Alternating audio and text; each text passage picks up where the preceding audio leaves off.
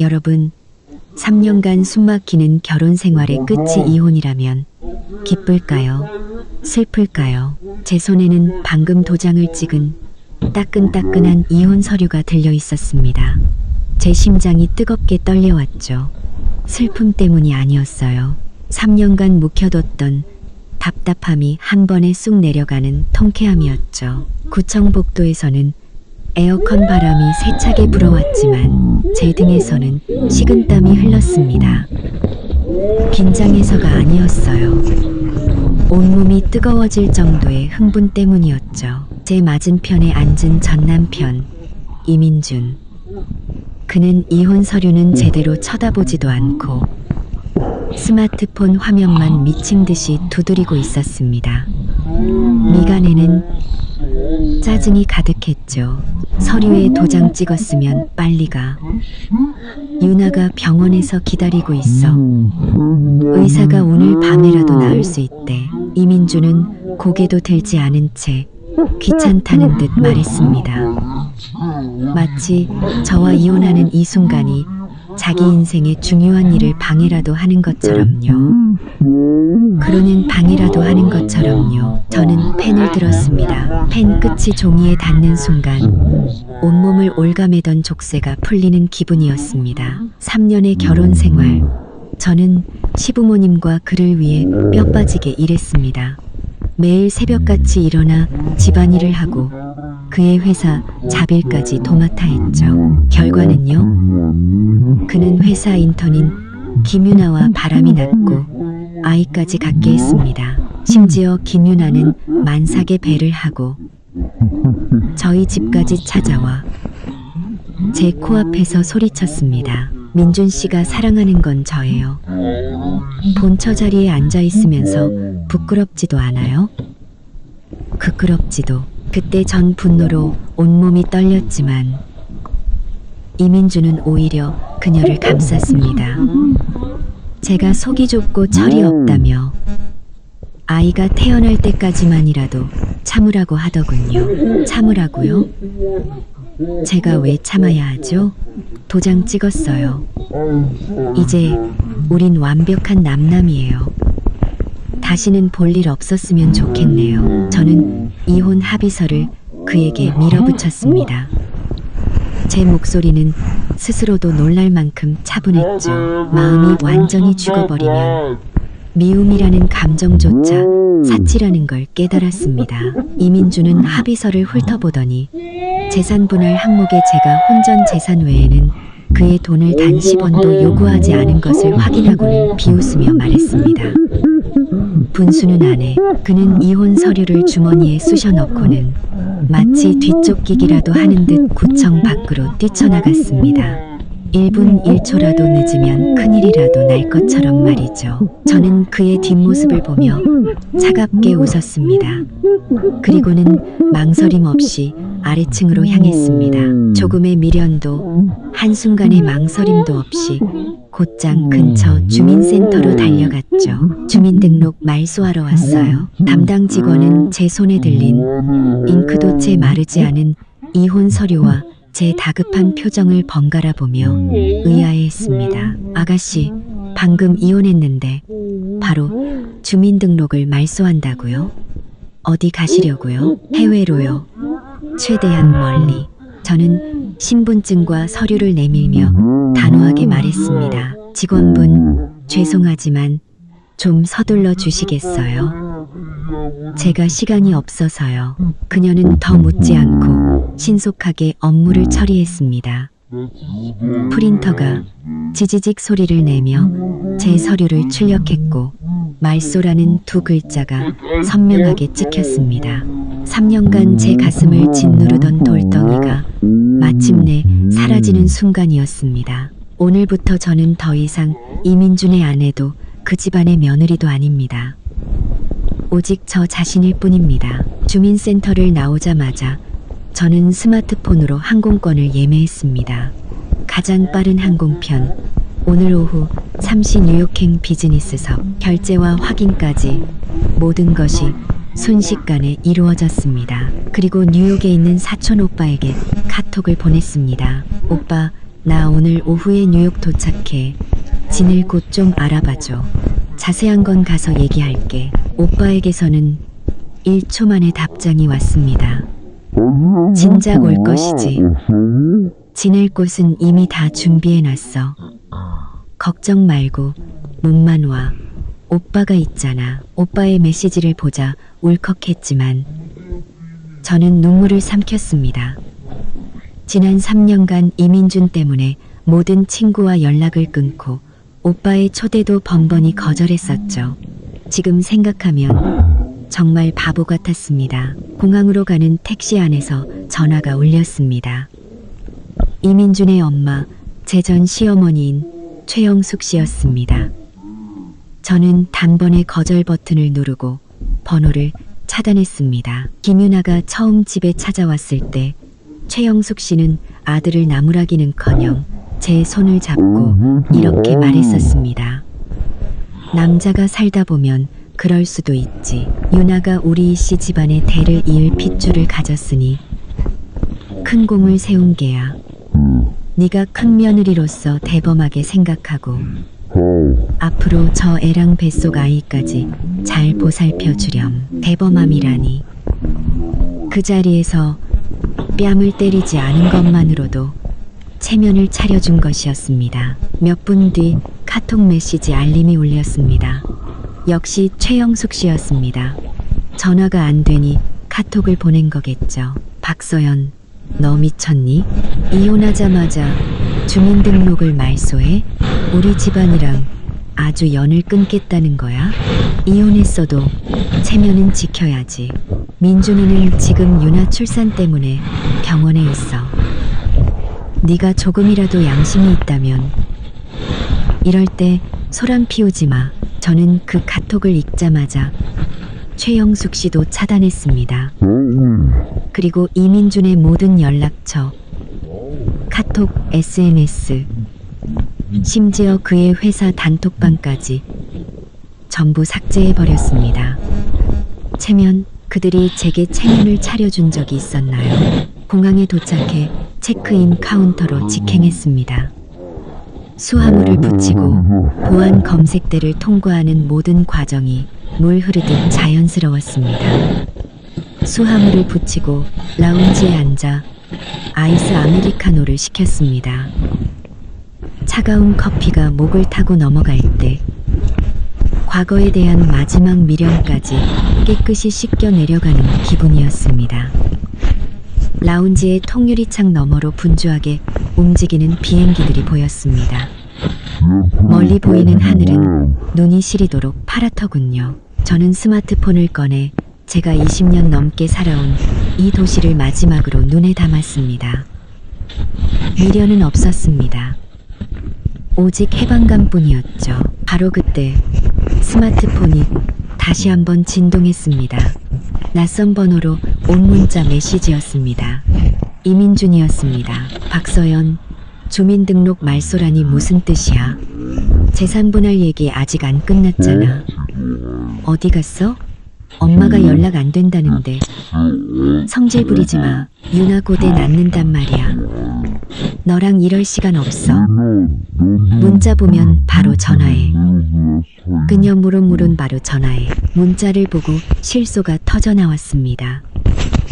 재산분할? 그가 바람 피울 때는 재산분할 생각은 조금도 안 했으면서 이제 와서 상간녀가 아이를 낳으려 하니 제가 생각났나 보죠. 저는 그 문자를 바로 삭제하고 낯선 번호도 차단했습니다.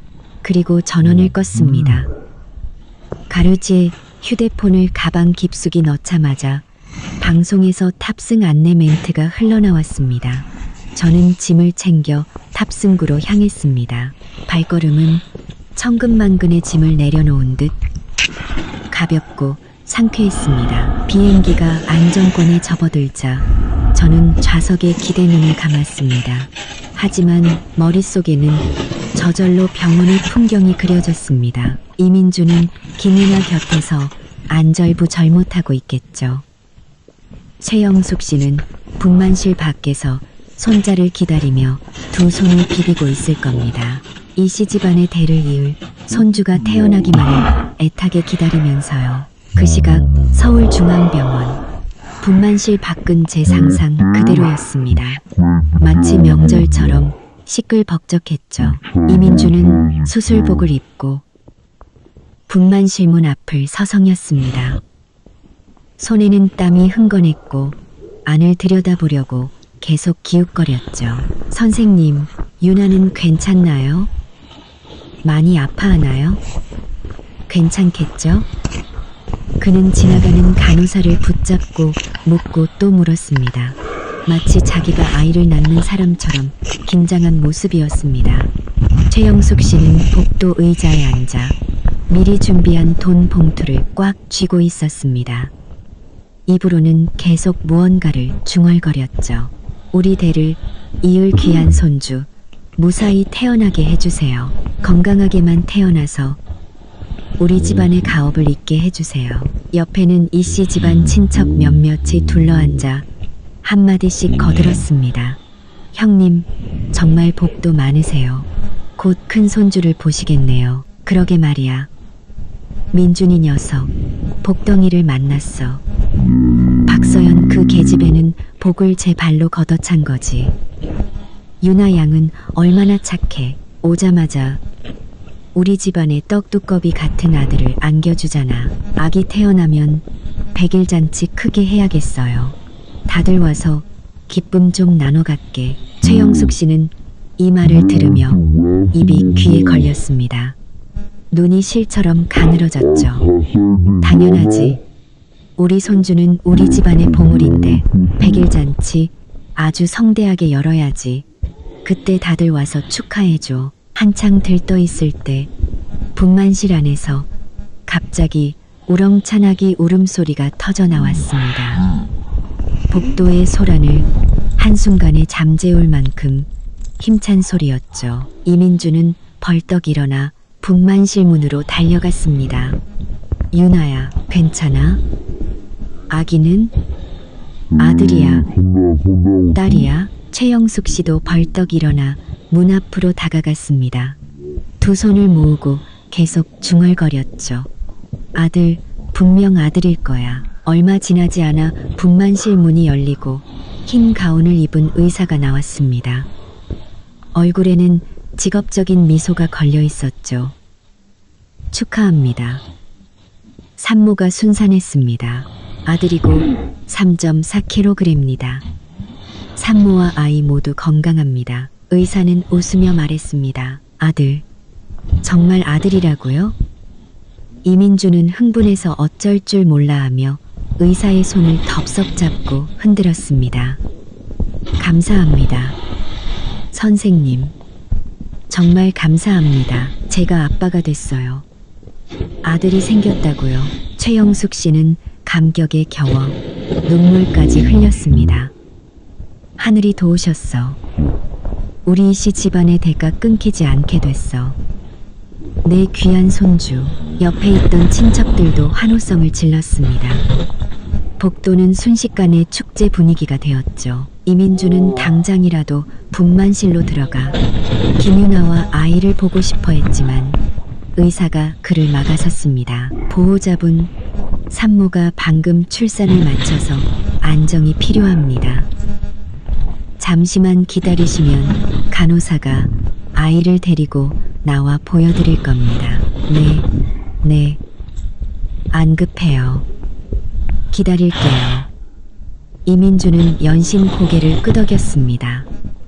얼굴에서는 웃음이 떠나질 않았죠.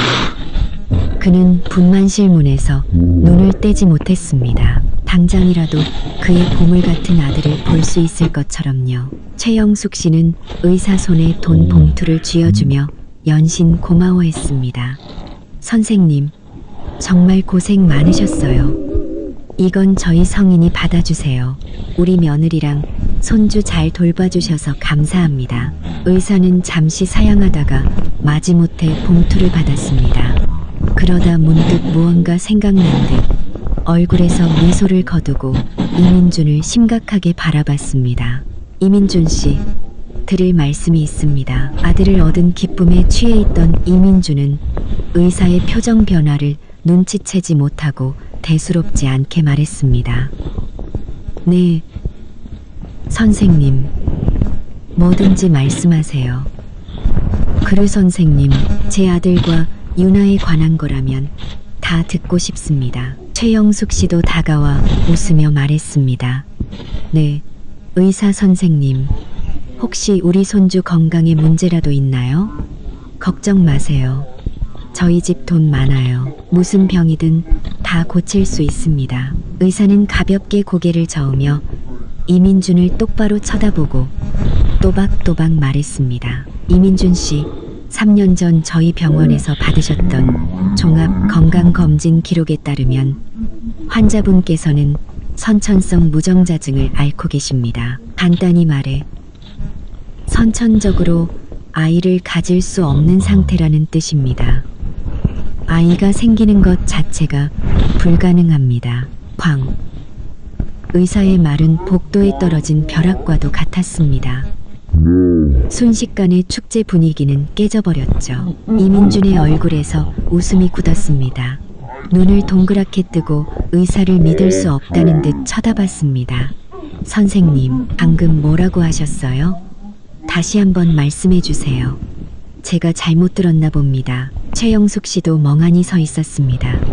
얼굴에 웃음기는 온데간데였고 충격과 의혹만이 가득했죠. 의사 선생님, 뭔가 착오가 있으신 거 아니에요? 우리 아들이 아이를 못 낳을 리가 없어요. 보세요.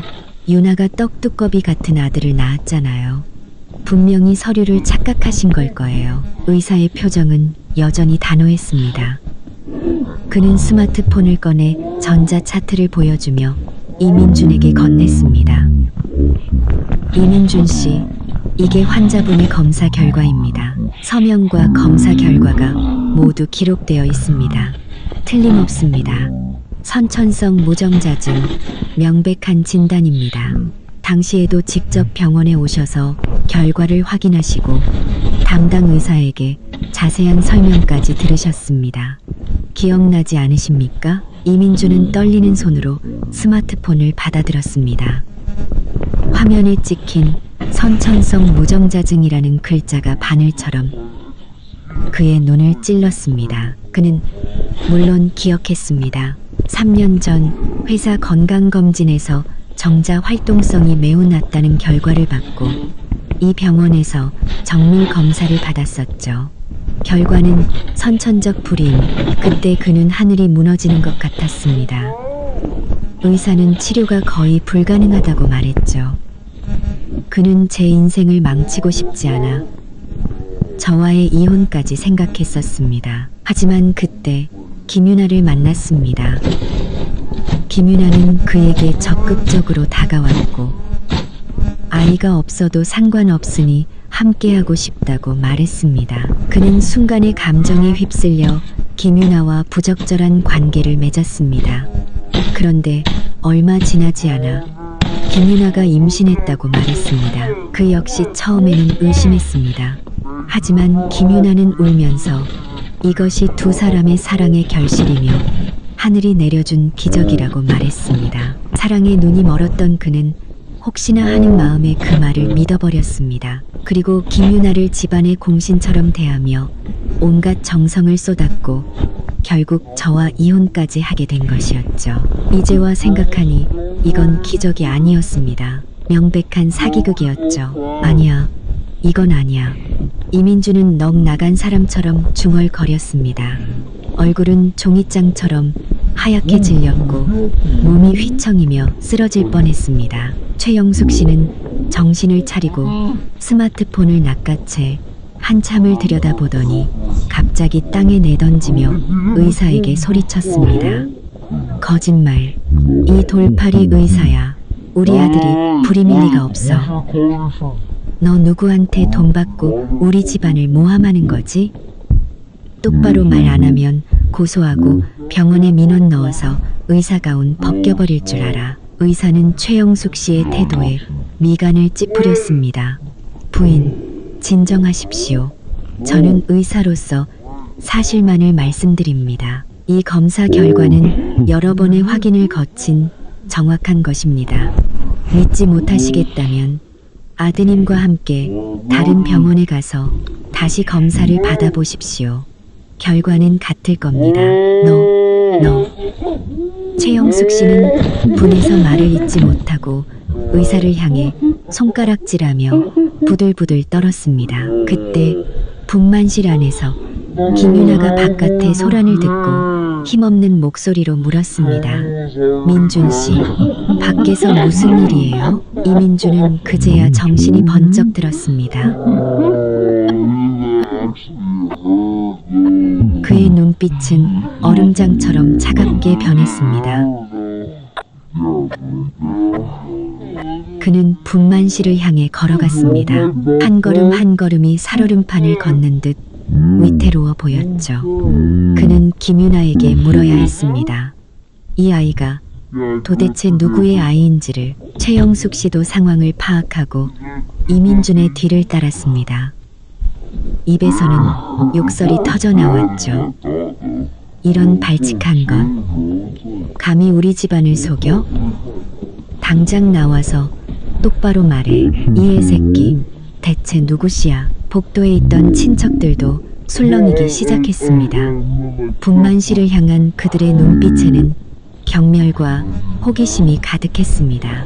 방금 전까지 축제 같았던 분위기는 순식간에 어색하고 기괴하게 변해버렸습니다. 그 시각 분만실 안, 김윤아는 갓 태어난 아이를 품에 안고 의기양양한 미소를 짓고 있었습니다. 그녀는 이민준이 의심할 것을 예상하고 그에 대한 변명까지 모두 생각해둔 상태였습니다. 하지만 의사가 이렇게 많은 사람 앞에서 이민준의 불임 사실을 폭로할 줄은 꿈에도 몰랐죠. 밖에서 들려오는 소란이 점점 가까워지자 김윤아의 얼굴이 하얗게 질렸습니다. 눈빛은 당황과 공포로 흔들렸습니다. 청과 근윤아의 당황과 공포로 흔들렸습니다. 근윤한 색과 좀비층 당황과 공포로 흔들렸습니다. 쾅! 이민준이 분만실 문을 발로 차고 들어왔습니다. 안에 있던 간호사들이 깜짝 놀라 몸을 떨었습니다. 김윤아는 엄마가 된 기쁨을 채누리기도 전에 살기등등한 눈으로 달려드는 이민준을 마주해야 했습니다. 살기등등한 눈으로 달려드는 이민준을 마주해야 했습니다. 그의 뒤에는 분노에 찬 최영숙 씨가 욕설을 퍼부으며 따라 들어오고 있었습니다. 김윤아, 똑바로 말해. 이 아이 누구 자식이야? 이민준은 김윤아의 멱살을 잡고 고함쳤습니다. 분노로 목소리가 갈라져 나왔죠. 김윤아는 그의 모습에 겁에 질려 어쩔 줄 몰랐습니다. 품에 안긴 아기도 놀라 으앙하고 울음을 터뜨렸습니다. 그녀는 새파랗게 질린 얼굴로 입술을 떨며 눈물을 쏟아냈습니다. 민준 씨, 왜 그래요? 우리 아이잖아요. 밖에서 무슨 헛소리를 들은 거예요? 누가 이상한 소리 한 거죠? 헛소리? 이민준의 눈은 핏발이 서 있었습니다. 의사가 다 말해줬어. 난 선천성 불임이라고. 아이를 가질 수가 없다고. 말해, 이애 누구 자식이냐고. 처음부터 날 속일 작정이었어? 불임이라니 그럴 리가 없어요. 김윤아는 더 크게 울부짖으며 이민준의 손을 뿌리쳤습니다. 민준 씨, 어떻게 남의 말을 믿어요? 그 의사가 분명 착각한 거예요. 생각해보세요. 우리가 얼마나 많이, 어떻게 아이가 안 생길 수 있어요? 이 아이는 당신 아이예요. 하늘이 우리에게 내려준 기적이라고요. 기적? 최영숙 씨가 달려들어 김윤아의 코앞에 손가락질하며 소리쳤습니다. 거짓말도 정도껏 해. 넌 그냥 불효우야. 어디서 굴러먹던 놈의 씨를 배워서 우리 집안 재산이나 탐내려고 했던 거지. 우리 아들이 진짜 불임이라면 내 배는 어떻게 부른 건데. 말해, 어떤 놈이랑 붙어먹어서 애를 뵌 거야. 어머님, 어떻게 그런 말씀을. 김윤아는 서럽게 울며 최영숙 씨의 손을 잡았습니다. 전 민준 씨를 진심으로 사랑해요. 어떻게 제가 그런 짓을 하겠어요. 이 아이 정말 민준 씨 아이예요. 아마 치료가 돼서 그런 걸 거예요. 민준 씨 생각해 보세요. 우리 그때 용하다는 한의원도 찾아다니고 민간요법도 많이 했잖아요. 분명 그때 약이 효과가 있었던 걸 거예요. 그녀는 말하면서 슬쩍 이민준의 표정을 살폈습니다. 이민준이 한 가닥 희망을 품고 있다는 것을 알았기에 끝까지 우기면 넘어갈 수도 있다고 생각한 것이죠. 김윤아의 말에 이민준은 잠시 흔들렸습니다. 그녀가 임신한 후 태아에게 좋다며 함께 한의원을 찾아다니고 몸에 좋다는 약을 함께 먹었던 기억이 떠올랐습니다. 김윤아의 말을 들으니 정말 그럴 수도 있겠다는 생각이 들었습니다. 하지만 최영숙 씨는 속지 않았습니다. 그녀는 김윤아의 손을 거칠게 뿌리쳤습니다. 치료? 불임이 무슨 감기인 줄 알아.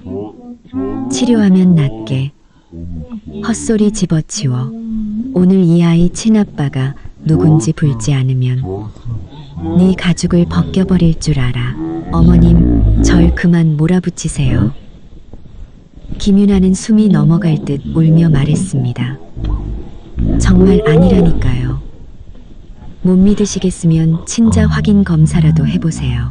전 떳떳해요. 그녀는 이미 속으로 계산을 마친 상태였습니다. 친자 확인 검사를 하면 아이가 이민준의 자식이 아니라는 것이 밝혀지겠지만 시간을 끌거나 돈을 써서 결과를 조작하면 된다고 생각한 것이죠. 이민준의 화가 풀릴 때까지만 버티면 어떻게든 넘어갈 수 있을 거라 믿었습니다. 이민준은 서럽게 우는 김윤아의 모습을 보며 다시 마음이 흔들렸습니다. 그가 아는 김윤아는 겁이 많은 여자였습니다. 그러녀 정말 떳떳하지 못하다면 이렇게 당당하게 친자 확인 검사를 요구하지 못할 것이라고 생각했습니다. 하지만 의사의 말과 검사 결과가 머릿속을 떠나지 않아 혼란스러웠습니다. 좋아, 친자 확인 하지. 이민준은 이를 악물고 결심했습니다. 지금 바로 준비할 테니 결과가 나오면 네가 어떻게 변명하는지 보자고. 김윤아는 속으로 철렁했지만 애써 태어난 척 눈물을 닦으며 말했습니다. 하세요. 전 떳떳하니까요. 결과가 나와서 당신 아들이란 게 증명되면 그때 저한테 어떻게 사과할지나 생각해요. 최영숙 씨는 옆에서 차갑게 쏘아붙였습니다. 사과? 만약 우리 집안 핏줄이 아니면 넌 내 손에 죽을 줄 알아. 그때 간호사가 아이를 안고 다가와 난처한 표정으로 말했습니다. 보호자분들, 산모가 안정을 취해야 합니다. 아이에게도 좋지 않으니 우선 밖으로 나가주시겠어요? 이민준은 깊은 한숨을 내쉬며 분노를 억눌렀습니다. 그는 김윤아를 차갑게 쏘아보며 말했습니다. 이 아이가 내 아이이길 기도하는 게 좋을 거야. 그렇지 않으면 널 가만두지 않겠어. 그는 뒤돌아 분만실을 나갔고 최영숙 씨도 김윤아를 한번 쏘아보고는 그 뒤를 따랐습니다. 나가기 전 그녀는 한마디를 덧붙이는 것을 잊지 않았습니다. 꼼짝 말고 있어. 잔머리 굴릴 생각은 꿈도 꾸지 마. 분만실이 조용해지자 김윤아는 품에 안겨오는 아이를 보며 얼굴에서 눈물을 싹 거두었습니다. 그 자리에는 음흉함과 불안함만이 남았죠. 그녀는 스마트폰을 꺼내 몰래 문자를 보냈습니다. 큰일 났어.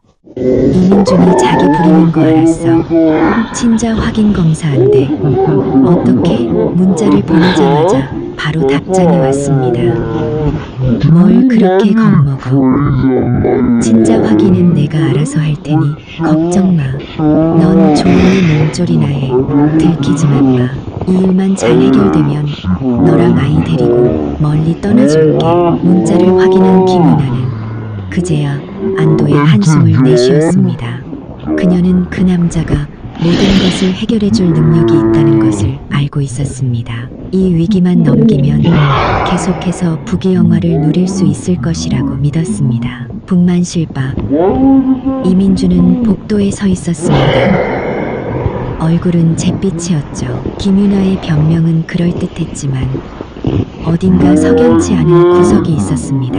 3년 전 의사가 그의 상태는 치료가 거의 불가능하다고 했던 말이 계속 귓가에 맴돌았습니다. 어떻게 김윤아를 만나자마자 기적처럼 아이가 생길 수 있었을까요? 게다가 김윤아가 임신한 시기는 공교롭게도 저와 사이가 가장 나빴을 때이자 그녀가 가장 적극적으로 유혹했을 때였습니다. 돌이켜보니 그녀의 모든 행동은 마치 처음부터 계획된 것처럼 보였습니다. 안 돼. 친자 확인만 믿을 순 없어. 직접 사람을 시켜서 알아봐야겠어. 이민주는 마음속으로 결심하고 스마트폰을 꺼내 전화를 걸었습니다. 나다. 사람 하나만 좀 알아봐줘. 김윤아. 우리 회사 전 인턴. 임신 전후로 누구랑 만났는지, 특히 남자 관계 최대한 자세하게 알아봐줘. 빠를수록 좋아. 전화를 끄는 이민주는 벽에 기댄 채 머리를 쥐어뜯었습니다. 그는 이제야 땅을 치고 후회했습니다. 김윤아의 가머니설에 속지 않았더라면, 서연을 배신하지 않았더라면 이런 꼴은 당하지 않았을 텐데. 서연. 그 이름을 떠올리자 이민준의 가슴이 아려왔습니다. 결혼 생활 동안 헌신했던 그녀의 모습, 이혼 서류에 도장을 찍을 때의 그 차분했던 눈빛, 이혼하자마자 망설임 없이 해외로 떠나버린 단호함이 떠올랐습니다. 그때는 서연이 독하다고 생각했지만 이제 알 것 같았습니다. 그녀는 이미 모든 것을 알고 있었을지도 모릅니다. 단지 그와 더는 엮이고 싶지 않아서 조용히 떠나는 것을 선택한 것이겠죠. 서연아. 이민주는 나지막이 그녀의 이름을 불렀습니다. 처음으로 후회라는 감정이 밀려왔습니다. 그는 스마트폰을 들어 서연에게 전화를 걸어보려 했지만 이미 모든 연락처가 차단되어 있었습니다. 카톡도 삭제되어 있었죠. 그녀에게 연락할 방법이 전혀 없었습니다. 그때 최영숙 씨가 다가왔습니다. 넋이 나간 아들의 모습을 보자 그녀는 또다시 소리쳤습니다. 넉넉히 해. 빨리 가서 친자 확인이나 알아봐. 그리고 그 김윤아라는 계집애 뒷조사 똑바로 해. 우리 집안을 우습게 본 대가를 치르게 해야지. 이민주는 고개를 들었습니다. 눈빛이 단호하게 변했죠. 어머니, 이미 다 시켜놨어요. 친자 확인이랑 뒷조사 둘 다 진행 중이에요. 이 아이가 누구 자식이든 전 반드시 진실을 밝혀낼 거예요. 그는 이 일이 자신의 명예뿐만 아니라 집안의 체면이 걸린 문제라는 것을 잘 알고 있었습니다. 참사순만 만약 김윤아가 정말로 다른 남자의 아이를 임신해서 그를 속인 것이라면 반드시 끔찍한 대가를 치르게 할 것이라고 다짐했습니다. 그 시각 뉴욕. 저는 막 비행기에서 내렸습니다. 사촌 오빠가 이미 공항 밖에서 저를 기다리고 있었죠. 저를 보자마자 반갑게 달려와 짐을 받아주었습니다. 어때? 오느라 고생 많았지? 이혼은 잘 처리했고. 저는 고개를 끄덕이며 환하게 웃었습니다. 다 끝났어. 주민등록도 말소했고 이제 그 사람들이랑 엮일 일은 평생 없을 거야. 잘했어. 오빠는 제 어깨를 두드리며 말했습니다. 일단 가서 푹 쉬고 시차 적응부터 해. 나머지는 천천히 얘기하자. 뉴욕의 시차에 적응하느라 오빠가 마련해준 아파트에서 잠을 대충하고 있을 때였습니다. 스마트폰이 진동했고 오빠에게서 메시지가 왔습니다. 방금 한국에 있는 친구한테 연락 왔어. 이민준 쪽 드디어 움직이기 시작했대. 조사 결과가 나왔나 봐. 저는 잠이 확 깼습니다. 그래? 결과가 어떻대? 오빠에게서 바로 답장이 왔습니다. 내 짐작대로야. 김윤아 뱃속의 아이 이민준 자식이 아니래. 강태우라는 중소기업 사장 아이라더라. 둘이 원래부터 사귀던 사이였고 이민준은 그냥 봄이었던 거지. 메시지를 보고 웃음이 터져 나왔습니다. 속이 다 후련했죠. 김유나의 그깟 잔꾀가 오래갈 리 없다고 생각했습니다. 그 시각 한국의 병원. 이민준은 손에 든 조사 자료를 보며 분노로 온몸을 떨고 있었습니다. 자료가 구겨질 정도로 주먹을 꽉 쥐고 있었죠. 조사업체는 이틀 만에 김유나의 모든 것을 파헤쳐 놓았습니다. 자료에는 김유나와 강태우가 주고받은 메시지, 다정한 사진, 강태우가 김유나에게 송금한 내용, 심지어 두 사람이 함께 산부인과에 가는 CCTV 영상까지 담겨 있었습니다. 메시지에는 김유나가 강태우에게 아이를 이민준 자식으로 속여서 결혼한 뒤 재산을 최대한 뜯어내서 당신이랑 멀리 떠날 거야 라고 말하는 내용이 똑똑히 적혀 있었습니다. 이런 천하의 몹쓸 것, 감히 날 갖고 놀아? 이민준은 고함을 지르며 자료를 바닥에 내동댕이 쳤습니다. 종이들이 사방으로 흩어졌습니다. 바로 그때 친자 확인 검사 기관에서 전화가 걸려왔습니다. 직원의 목소리가 수화기를 통해 명확하게 들려왔습니다. 이민준 씨 맞으시죠? 친자 확인 검사 결과 나왔습니다. 검사 결과 의뢰하신 아이와는 친자 관계가 성립하지 않는 것으로 확인되었습니다. 친자 관계가 성립하지 않는다고 이민준은 그 말을 되뇌었습니다. 눈앞이 캄캄해지며 쓰러질 뻔했습니다. 최영숙 씨가 급히 그를 부축했습니다. 그녀의 얼굴도 흑빛이었습니다. 정말 내 아이가 아니라고? 최영숙 씨의 목소리가 떨렸습니다. 그녀는 마지막 희망의 끈을 놓지 않고 있었습니다. 최영숙 씨의 목소리가 떨렸습니다. 이민준은 전화를 끊었습니다. 텅 빈 눈으로 허공을 응시하다가 한참 만에야 이를 악물고 말했습니다. 제 아이가 아니래요. 김은아가 다른 놈이랑 바람나서 낳은 자식이래요.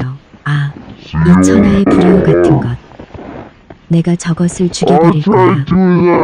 최영숙 씨는 머리끝까지 화가 치밀어 올라 옆에 있던 의자를 집어들고 분만실로 달려가려 했습니다. 이민준이 그녀를 붙잡았습니다.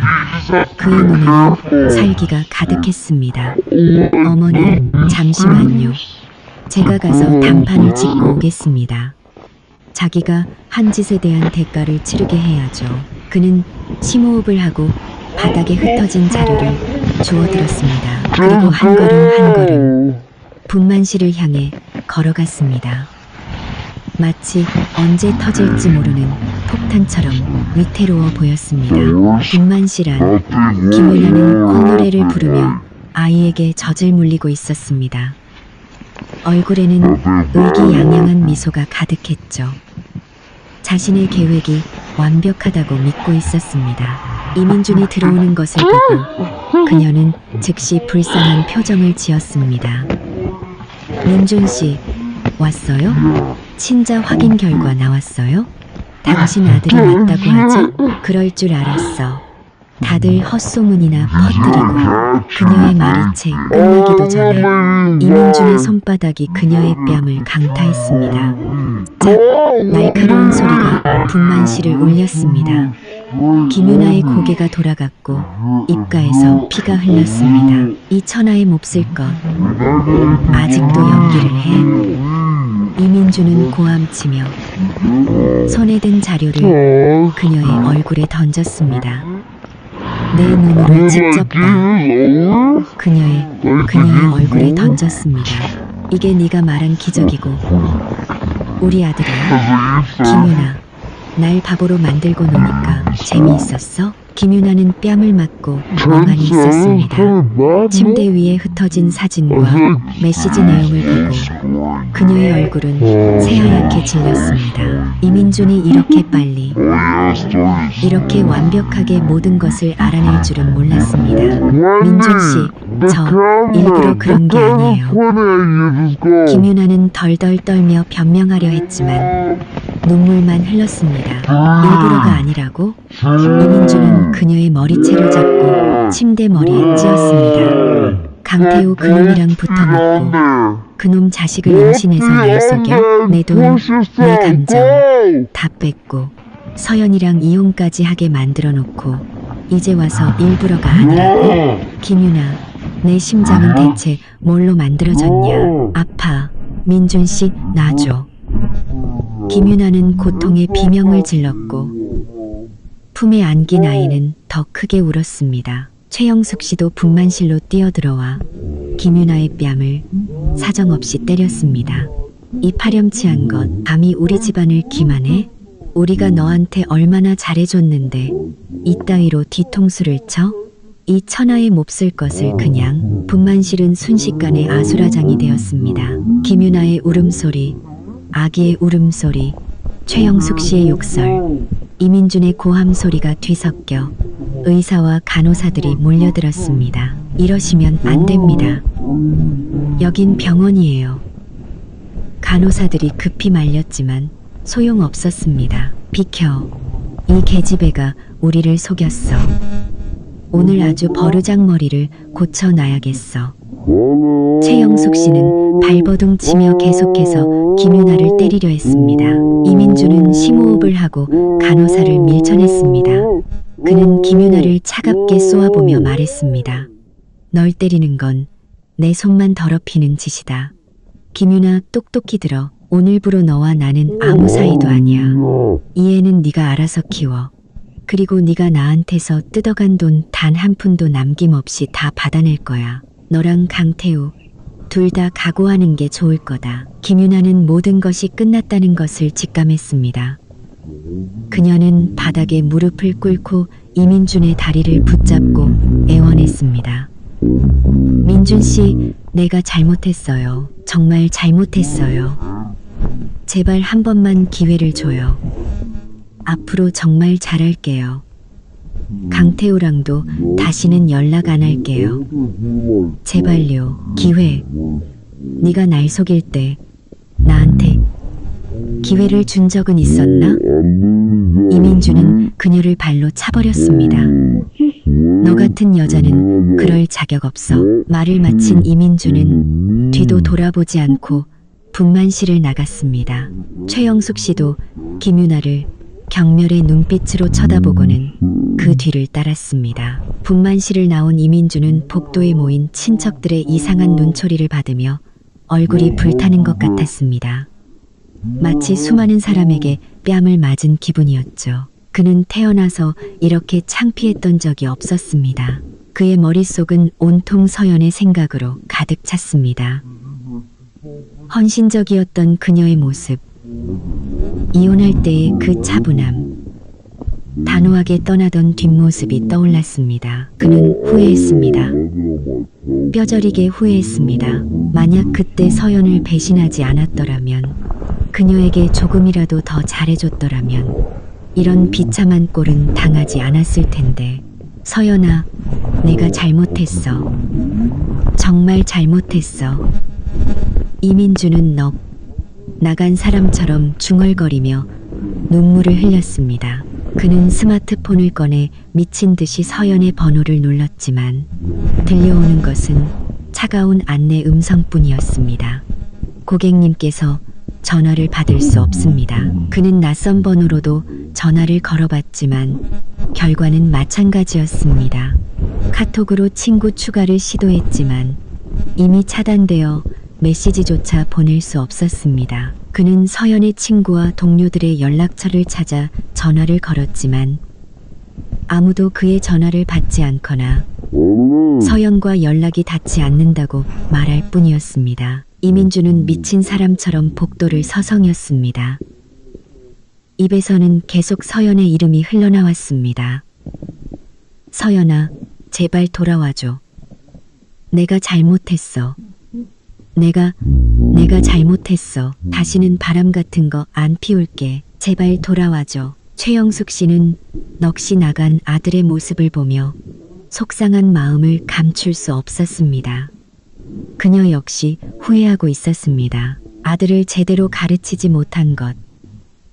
김윤아의 편을 들며 서연처럼 좋은 며느리를 내쫓은 것을 말이죠. 아들아, 너무 상심 마라. 서연이도 지금은 화가 나서 그러는 걸 게야.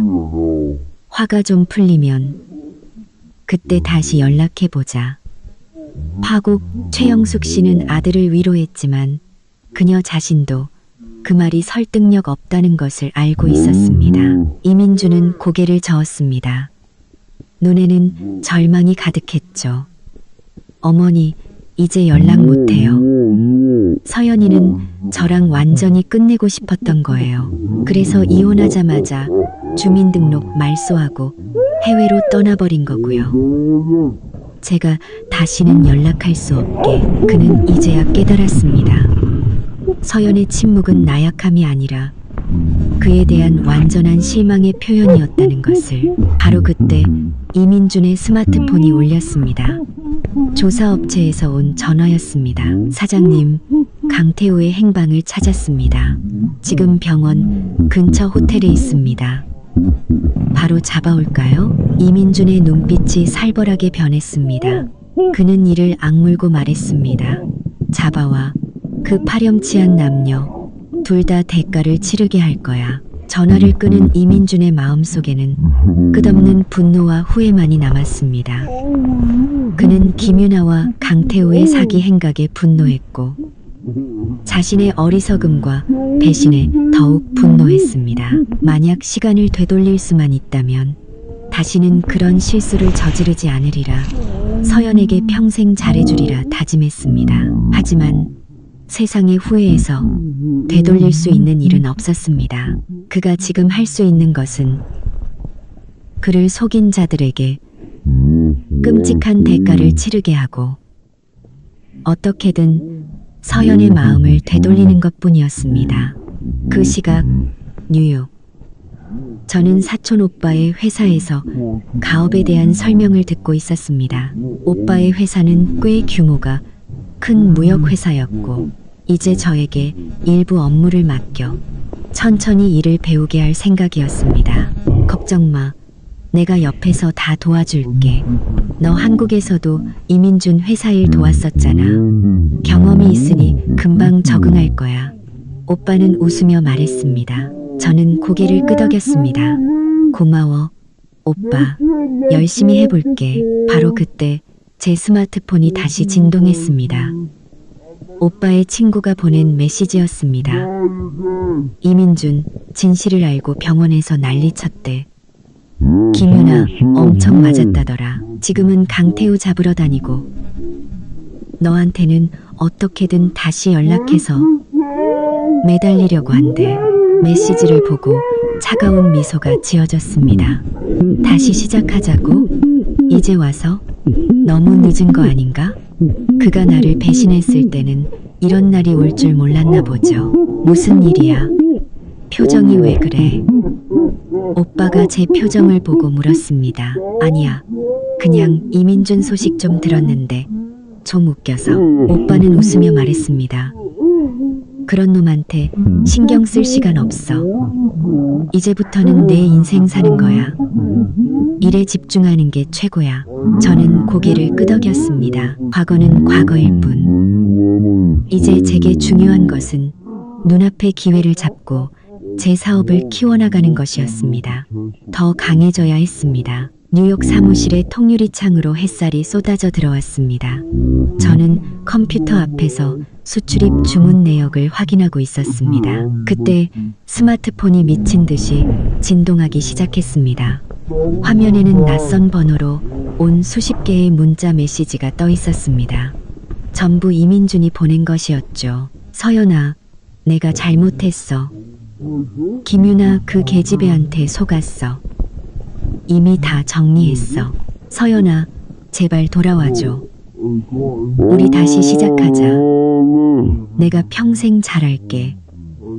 네가 3년 동안 받은 상처 다 보상해줄게. 서연아, 화난 거 알아. 네가 뉴욕 어디에 있는지 알려만 줘. 내가 지금 당장 날아갈게. 서연아, 제발. 나 좀 봐줘. 너 없으면 나 정말 죽을 것 같아. 비굴하기 짝이 없는 문자들을 보며 저는 헛웃음만 나왔습니다. 손가락을 움직여 그 번호를 차단하고 모든 문자를 삭제했습니다. 마음에는 아무런 파문도 일지 않았습니다. 그가 김유나를 끌어안고 제게 본처 자리에 앉아 있으면서 부끄럽지도 않냐고 말했을 때 이런 날이 올 줄은 몰랐을까요? 스미런 이제 와서 후회하면 뭐하나요? 늦었습니다. 뭘 그렇게 봐. 표정이 안 좋네. 오빠가 커피 2잔을 들고 들어와 제 앞에 한 잔을 놓아주었습니다. 아무것도 아니야. 이민준한테서 온 스팸 문자. 저는 커피를 한 모금 마시며 마치 남의 이야기를 하듯 덤덤하게 말했습니다. 오빠는 눈썹을 치켜 세웠습니다. 아직도 포기 안 했어? 한국에서는 지금 그놈이랑 김유나, 강태우 그 인간들 얘기로 시끄럽다더라. 언론에 다 터져서 그 집안 회사 주가도 폭락하고 투자자들도 다 빠져나가고 있대. 당연한 결과지. 그런 추문이 터졌는데 회사가 멀쩡하면 그게 더 이상하잖아. 이제 나랑 상관없는 일이야. 잘 되든 망하든. 오빠는 웃으며 고개를 끄덕였습니다. 그래, 그게 맞아. 그런 놈한테는 1초도 시간 낭비할 필요 없어. 아, 맞다. 저번에 말했던 유럽 쪽 섬유 계약 건 말이야. 오늘 오후에 담당자랑 화상회에 있는데 너도 같이 참여할래? 당연하지. 저는 정신이 번쩍 들어 커피잔을 내려놓았습니다. 나도 빨리 배워서 일하고 싶어. 지난 한 달간 저는 오빠를 따라다니며 주문 확인, 고객 응대 같은 기초적인 업무부터 배웠습니다. 매일 사무실에 틀어박혀 시장 조사를 하거나 오빠와 함께 화상회의에 참여했죠. 피곤했지만 하루하루가 보람찼습니다. 이민준 곁에서는 그저 집안일만 하는 식모에 불과했지만 이제야 비로소 제 손으로 제 인생을 일구어가는 기쁨을 알게 되었습니다. 오후 2시 화상회의가 시작되었습니다. 화면에는 금발의 중년 남성이 나타났습니다. 유럽 회사 담당자인 마크였죠. 이쪽은 제 사촌 동생 박서연입니다. 앞으로 저희 두 회사 간의 일부 협력 업무를 담당하게 될 겁니다. 오빠가 웃으며 저를 소개했습니다. 마크는 저를 보며 환하게 웃었습니다. 서연 씨, 만나서 반갑습니다. 예전에 물류 관리 경험이 있으시다고 들었습니다. 앞으로의 협력이 기대됩니다. 마크 씨, 안녕하세요. 박서연입니다. 잘 부탁드립니다. 저는 허리를 꼿꼿이 펴고 자신감 있는 미소로 화답했습니다. 회의는 순조롭게 진행되었습니다. 마크는 물품 운송 시간과 품질 검사에 대해 몇 가지 질문을 했습니다. 저는 이민준의 회사 일을 도우며 쌓았던 경험과 지난 한 달간 배운 전문 지식을 바탕으로 합리적인 답변을 제시했습니다. 심지어 물류 비용을 절감할 수 있는 새로운 방안까지 제안해 마크를 놀라게 했죠. 서연 씨, 정말 훌륭한 제안입니다. 마크는 칭찬을 아끼지 않았습니다. 이 업계에 온 지 얼마 안 되셨는데도 이렇게 깊은 통찰력을 가지고 계실 줄은 몰랐습니다. 앞으로의 협력이 더욱 기대되는군요. 오빠도 흐뭇한 표정으로 저를 바라봤습니다. 회의가 끝난 후 오빠가 제 어깨를 두드리며 말했습니다. 봤지? 너 이쪽에 재능 있다니까. 예전에 이민준 밑에서 썩은 게 아까울 정도야. 마음이 따뜻해졌습니다. 그래도 다 오빠가 이끌어준 덕분이지. 기회는 준비된 사람에게 오는 법이야. 네가 잘한 거지. 오빠는 말을 돌렸습니다. 아, 그리고 한국에서 좋은 소식이 또 있어. 네가 예전에 이민준 회사 일 도울 때 장기 공급 계약 몇 개 성사시켰었잖아. 지금 그 집안 회사에 추문이 터지니까 그 업체들이 더는 거래하고 싶지 않아 한대. 그래서 너한테 연락하고 싶다고 수소문하고 있다더라. 저는 잠시 놀랐다가 이내 웃음이 나왔습니다. 정말 잘 됐네. 우리도 마침 한국 쪽 공급망을 넓힐 필요가 있었는데 내가 네 연락처는 이미 넘겨줬어. 아마 며칠 내로 연락이 올 거야. 열심히 해. 얼마 안 가서 너도 이 업계에서 단단히 자리 잡을 수 있을 거야. 저는 힘차게 고개를 끄덕였습니다. 마음속은 의욕으로 가득 찼죠. 이제 시작일 뿐이었습니다. 반드시 성공해서 저를 무시했던 사람들에게 보여줄 것이었습니다. 이민준 없이도 저는 잘 살 수 있을 뿐만 아니라 그보다 100배, 1000배는 더 잘 살 수 있다는 것을. 그 시각 한국. 이민준은 사무실에서 골머리를 앓고 있었습니다. 재떨이에는 담배꽁초가 수북했고 책상 위에는 자금난과 투자 철회에 관한 서류들이 어지럽게 널려 있었습니다. 사장님, 유럽 거래처에서 방금 계약 해지를 통보해 왔습니다.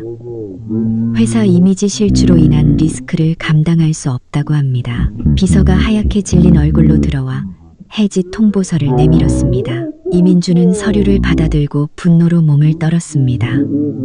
계약 해지? 우리가 그동안 퍼준 돈이 얼만데 이제 와서 해지라고? 그는 서류를 바닥에 내동댕이 쳤습니다. 그는 서류를 바닥에 내동댕이 쳤습니다. 그는 서류를 바닥에 내동댕이 쳤습니다. 비서가 조심스럽게 덧붙였습니다.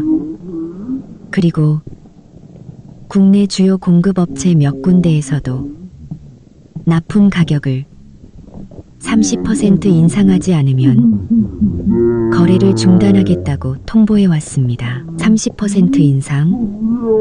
이놈들이 지금 우리 약점 잡고 장난치는 거야? 이민준은 고함을 지르며 책상을 주먹으로 내리쳤습니다. 그때 최영숙 씨가 허둥지둥 사무실로 들어왔습니다. 손에는 신문이 들려 있었죠. 일면에는 불륜남 재벌 2세, 알고 보니 남의 아이 아빠, 희대의 사기극 전말이라는 자극적인 제목과 함께 병원에서 난동을 부리는 그의 사진이 대문짝만하게 실려 있었습니다. 아들아, 이것 좀 봐. 신문에까지 대서특필됐어. 우리 집안 체면이 말이 아니야. 지금 동네방네 우리 얘기뿐이라고. 아버지는 이 일로 혈압이 올라서 병원에 입원하셨어. 어머니, 그만 좀 하세요. 지금 회사 일만으로도 머리가 터질 것 같다고요. 투자자들은 다 떠나고 공급업체는 가격을 올리고 이러다 회사 망하겠어요. 망해? 그건 안 되지. 최영숙 씨는 울상이 되었습니다. 이 회사는 내 아버지가 평생을 바친 곳이야. 내 손에서 망하게 할 수는 없어. 어떻게든 방법을 찾아봐. 이민준은 의자에 주저앉았습니다. 그는 지금 아무런 방법도 없었습니다. 그때 최영숙 씨의 눈이 번뜩였습니다. 그래, 서연이가 있잖아.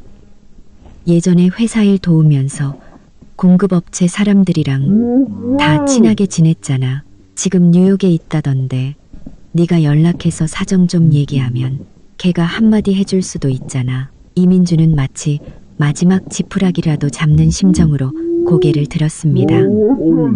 맞아, 서연이가 도와주면 회사를 살릴 수 있을 거야. 그는 즉시 스마트폰을 꺼내 미친 듯이 서연의 번호를 눌렀지만 들려오는 것은 차단되었다는 안내 음성뿐이었습니다. 그는 수십 개의 다른 번호로도 시도했지만 결과는 마찬가지였습니다. 카톡, 문자, 친구를 통한 연락까지 모든 방법이 막혀 있었습니다. 서연은 마치 세상에서 사라진 사람 같았죠. 서연아, 왜 내 연락을 안 받아주는 거야? 이민주는 스마트폰을 붙잡고 절규했습니다. 내가 잘못했어. 정말 잘못했다고. 제발 한 번만 기회를 줘. 하지만 그의 절규에 답하는 것은 끝없는 침묵뿐이었습니다. 그는 알지 못했습니다. 그 시각 서연은 뉴욕의 사무실에서 한국의 공급업체와 새로운 계약을 체결하고 있었다는 것을.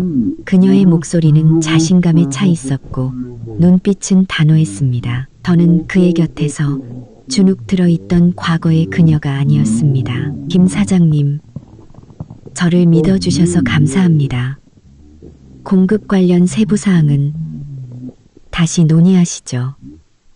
대금 결제는 이민준 네 회사보다 훨씬 빠르고 유리한 조건으로 맞춰드리겠습니다. 저는 전화기 너머로 자신있게 말했습니다. 박 실장님, 저희는 원래부터 실장님 능력을 믿고 있었습니다. 예전에 그 회사랑 거래했던 것도 다 실장님 덕분이었죠. 이제 실장님이랑 직접 거래하게 됐으니 저희야말로 마음이 놓입니다. 전화를 끊고 저는 길게 숨을 내쉬었습니다. 제가 독립적으로 성사시킨 첫 번째 계약이었습니다. 액수는 크지 않았지만 제게는 무엇보다 의미가 컸죠. 오빠가 다가와 웃으며 말했습니다. 대단한데 박서연, 오자마자 계약을 따내다니. 실력이 점점 늘어. 다 오빠가 기회를 준 덕분이지. 내 실력이야. 아, 그리고 한국에 있는 그 이민준 네 회사. 이제 곧 망할 것 같더라. 네가 뚫어놨던 공급업체들. 이제 다 너랑 거래하고 싶어 하니 이민주는 더는 버티기 힘들겠지. 뉴욕에서의 사업이 점차 자리를 잡아가면서 한국에 남겨둔 혼전 재산인 아파트와 몇몇 금융 상품을 정리해야 할 때가 왔습니다. 새로 계약한 공급업체들과의 세부 조율도 필요했기에 저는 한국행 비행기 표를 끊었습니다. 출발 전 오빠는 신신당부했습니다. 한국에 아직 이민준 끈앞풀들이 많아. 조심하고 무슨 일 있으면 바로 전화해. 걱정 마. 일만 보고 바로 올게. 그 사람들이랑 엮일 일 없어. 저는 웃으며 오빠를 안심시켰지만 속으로는 이민준의 성격상 쉽게 저를 놓아주지 않을 것이라고 생각했습니다. 10여 시간의 비행 끝에 인천국제공항에 도착했습니다. 저는 세련된 정장 차림의 하이힐을 신고 당당하게 입국장을 걸어 나왔습니다. 3개월 전 초췌한 모습으로 떠날 때와는 완전히 다른 모습이었죠. 공항 로비에 들어서자마자 익숙한 인형이 제 앞을 가로막았습니다. 서연아, 진짜 너구나. 이민준이었습니다. 핏발 선눈, 헝클어진 머리, 덥수룩한 수염. 예전에 그 말쑥하던 모습은 온데간데 없고 초췌하기 짝이 없었습니다. 저는 미간을 찌푸리며 그를 피해 가려 했습니다. 비켜요. 할 일 있어요. 서연아, 나 피하지 마. 이민주는 제 손목을 거칠게 붙잡았습니다. 뼈가 으스러질 듯한 힘이었습니다. 내가 3개월 동안 너만 찾았어. 드디어 돌아왔구나. 이거 놔요. 저는 힘껏 뿌리치려 했지만 소용없었습니다. 이민준 씨, 우리 이혼했어요. 이제 아무 사이도 아니라고요. 그때 최영숙 씨와 머리가 희끗하고 초췌한 중년 남성이 다가왔습니다. 이민준의 아버지, 이건국 회장이었습니다. 회사 추문으로 쓰러져 입원했다더니 아직도 건강이 좋아 보이지 않았습니다. 서연아, 우리 착한 며느리 드디어 돌아왔구나. 최영숙 씨는 제 다른 쪽 팔을 붙잡고 억지 미소를 지었습니다. 우리 민준이 좀 용서해 주렴. 걔가 정말 잘못했다고 뉘우치고 있어. 이건국 회장도 한숨을 쉬며 말했습니다.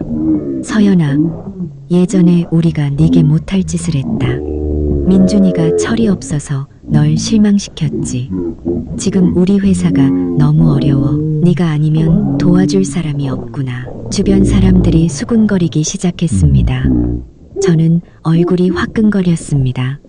분노 때문이었죠. 그들은 어떻게 공항에서 이렇게 많은 사람이 보는 앞에서 저를 막아설 수 있는 걸까요? 이민준 씨, 손 놓으라고 했어요. 저는 그를 차갑게 쏘아봤습니다. 다시 한번 말하지만 우리 이혼했어요. 당신들 집안일은 나랑 아무 상관없고 도와줄 생각도 없어요. 서연아, 어떻게 그렇게 말해? 이민준은 제 손을 놓지 않은 채 거의 울먹이며 말했습니다. 이 회사는 우리 아버지가 평생을 바친 곳이야. 이대로 무너지게 둘 순 없어. 네가 도와주기만 한다면 내가 뭐든지 할게. 내가 너한테 무릎이라도 꿇을게. 그는 정말로 털썩 소리를 내며 바닥에 무릎을 꿇었습니다. 주변에서는 경악의 탄성이 터져나왔습니다. 최영숙 씨도 거들었습니다. 서연아, 민준이가 저렇게까지 하잖니. 한 번만 용서해줘. 재결합해서 우리 다 같이 잘 살아보자. 내가 앞으로는 널 친딸처럼 아껴줄게. 다시는 그 김유나 같은 거 편 안 들게. 재결합이요? 저는 기가 막혀 웃음이 나왔습니다. 이민준 씨, 그게 가능하다고 생각해요? 당신이 김유나를 끌어안고 나한테 막말했을 때, 당신 내 가족이 날 내쫓을 때, 나한테 빌게 될 이런 날이 올 줄은 몰랐어요. 다 내 잘못이야. 내가 눈이 멀었었어. 내가 정말 죽을 죄를 지었다. 이민주는 바닥에 머리를 찌으며 애원했습니다.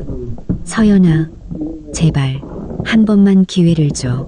내가 평생 너한테 속죄하며 살게. 속죄요? 저는 그를 차갑게 내려다봤습니다. 당신이 내게 준 상처는 미안하다는 말 한마디나 재결합으로 해결될 수 있는 게 아니에요. 당신이 날 배신하고 내 마음을 짓밟았을 때 이제 와서 당신이 어려워지니 날 찾아와? 이민준 씨, 당신 정말 이기적이네요. 이건국 회장이 한숨을 쉬며 말했습니다. 서연아, 우리가 내게 빚이 많다는 거 안다.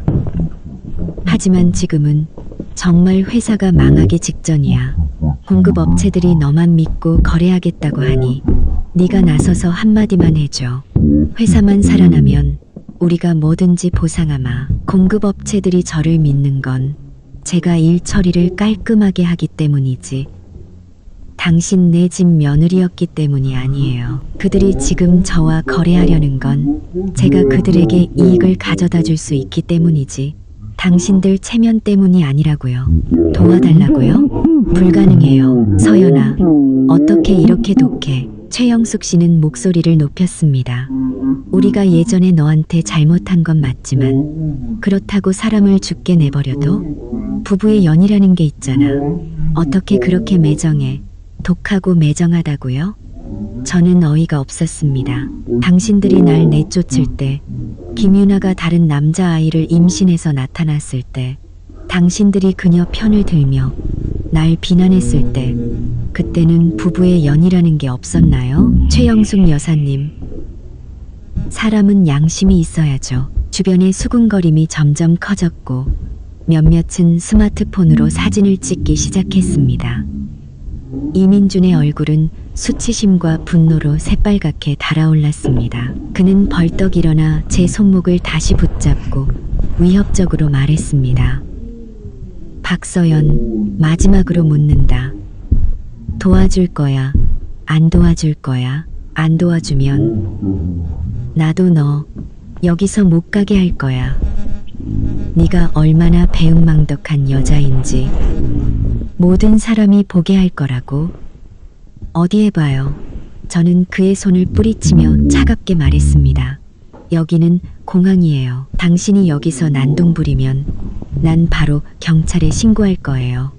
그럼 당신네 집안 추문만 더 늘어날 거고 회사는 더 빨리 망하겠죠. 제 말에 이민주는 잠시 주춤했습니다.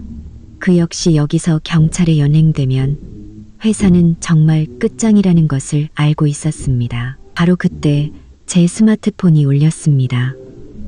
공급업체 김 사장님이었습니다. 박 실장님, 공항 도착하셨습니까? 주차장에서 기다리고 있습니다. 네, 사장님. 금방 가겠습니다. 사소한 문제가 좀 생겨서요. 저는 이민준 가족을 쳐다보며 아무렇지 않게 말했습니다. 전화를 끊고 저는 이민준을 차갑게 쏘아봤습니다. 전 바쁜 사람이에요. 여기서 당신들이랑 시간 낭비할 틈 없어요.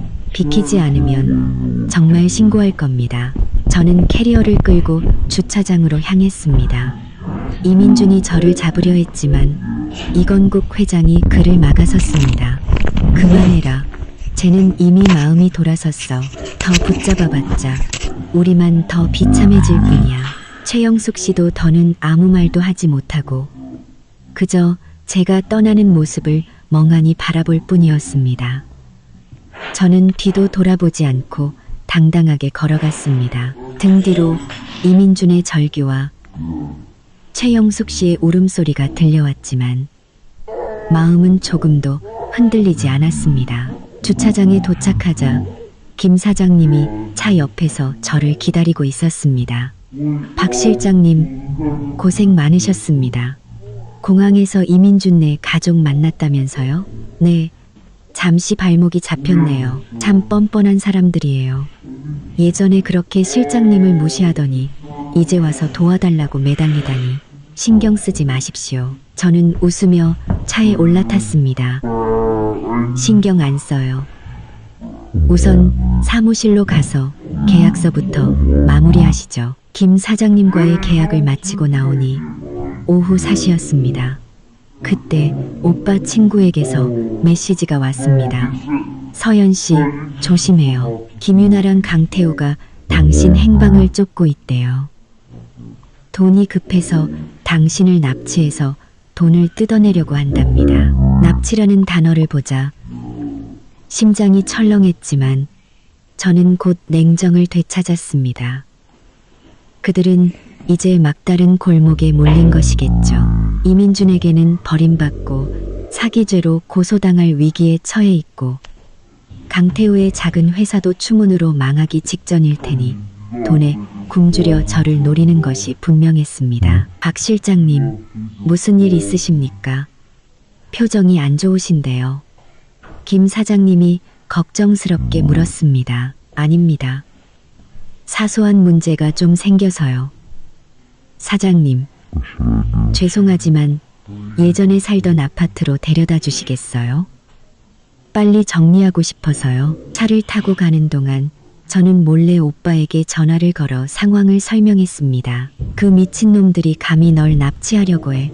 오빠는 분노했습니다. 걱정 마. 내가 당장 한국 친구들한테 연락해서 경찰에 신고하고 내 곁으로 사람 보낼게. 아니, 오빠. 그렇게까지 할 필요 없어. 그들이 날 납치하려 한다면 차라리 내가 판을 짜서 그들을 잡게 하는 게 낫겠어. 이 기회에 아주 뿌리를 뽑아버리게. 저는 오빠에게 제 계획을 설명했습니다.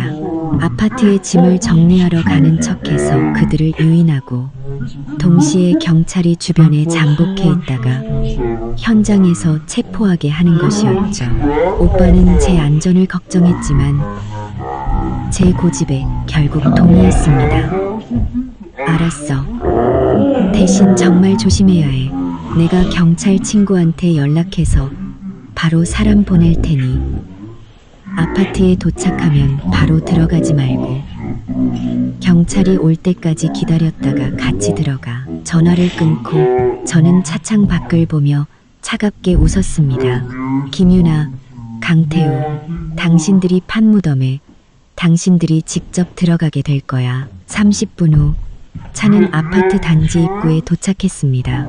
저는 김 사장님을 먼저 보내고 단지 입구에서 스마트폰을 보는 척하며 주위를 살폈습니다. 예상대로 멀리 주차된 검은색 승합차 안에서 두 사람이 저를 훔쳐보고 있었습니다. 김유나와 강태우였죠. 얼마 지나지 않아 사복 경찰들이 탄 차량 몇 대가 조용히 단지 주변에 멈춰 섰습니다. 경찰들은 신속하게 차에서 내려 곳곳에 몸을 숨겼습니다. 오빠에게서 경찰 도착. 계획대로 해라는 메시지가 왔습니다. 저는 심호흡을 하고 아파트 건물로 걸어 들어갔습니다. 복도에 들어서자마자 뒤에서 급한 발소리가 들려왔습니다. 박서연, 거기서. 김윤아의 목소리였습니다. 그녀와 강태우는 제 앞뒤를 막아섰습니다. 김윤아, 강태우, 당신들 지금 뭐 하는 거예요? 저는 겁에 질린 척 연기했지만 속으로는 그들을 비웃고 있었습니다. 뭐 하냐고? 강태우가 탐욕스러운 미소를 지으며 다가왔습니다. 박서연, 너 이제 뉴욕에서 잘 나가는 사장님이라며? 돈 좀 많겠는데? 김윤아도 마스크를 벗었습니다. 얼굴에는 원망이 가득했죠. 다 너 때문이야. 네가 아니었으면 민준 씨가 나한테서 돌아설 리도 없었고 내 아이가 밖에서 손가락질 받을 일도 없었어. 나만 이렇게 비참하게 살 수는 없지. 그래서 날 납치라도 하려고요? 저는 차갑게 그들을 쏘아봤습니다. 당신들 그게 가능할 거라고 생각해요? 해보면 알겠지. 강태우가 주머니에서 밧줄을 꺼내며 다가왔습니다. 얌전히 따라오면 곱게 보내주지. 돈만 내놓으면 말이야. 곱게 보내준다고요? 어디 한번 해보시죠. 저는 목청껏 소리쳤습니다. 경찰 아저씨, 바로 이 사람들이에요. 제 말이 끝나자마자 복도 입구에서 경찰들이 쏟아져 들어와 순식간에 두 사람을 제압했습니다. 움직이지 마. 손 들어. 김윤아와 강태우는 새파랗게 질렸습니다.